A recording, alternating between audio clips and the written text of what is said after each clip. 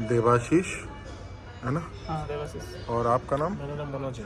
आए हैं आप उड़ीसा से। उड़ीसा से? ओके। तो ये आपका जन्म पत्र है और इस जन्म पत्र के अंदर अच्छी और बुरी दोनों चीज़ें हैं। वो हाथ की रेखाओं में भी हैं, ठीक है? रेखाएं जितनी ज़्यादा और जितनी जिगजैग होती हैं उतनी ज़्यादा बाधक होती हैं। ये आप अपने करियर में महसूस भी कर रहे होंगे कि आपको परेशानियां हो रही हैं।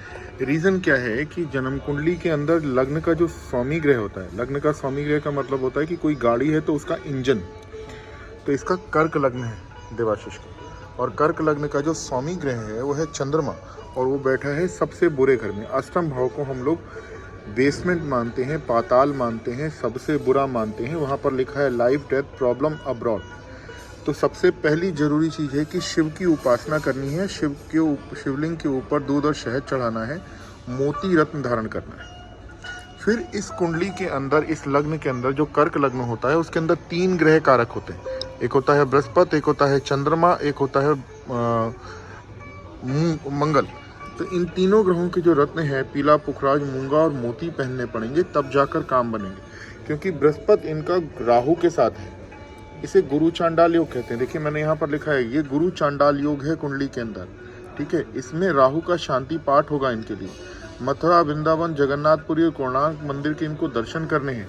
मूंगा इसलिए पहनने के लिए कह रहे हैं क्योंकि कुंडली के अंदर 10th भाव का स्वामी है, 5th भाव का स्वामी है, और केतु के साथ वो 6ठे घर में बैठा है।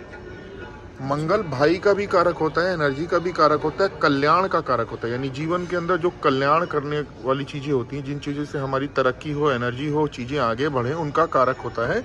और मंगल पापी ग्रह केतु के साथ है।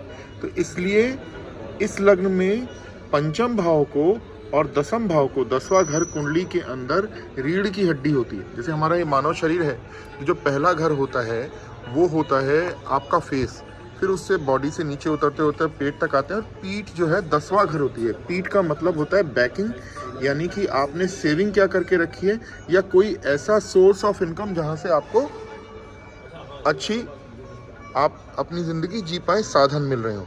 तो जो 10वां घर है और 5वां घर है, इन दोनों घरों का स्वामी ग्रह जो है वो मंगल है। मंगल भाई का भी कारक है, और केतु का मंगल के साथ होना भाई पर भी दिक्कतें, यानी आप बड़े भाई हैं तो आप पर भी दिक्कतें दे रहा है। तो उसको ख़त्म करने के लिए केतु का उपाय और मंगल का जो रत्न है मूंगा, ये धारण करना पड़ेगा, ठीक है?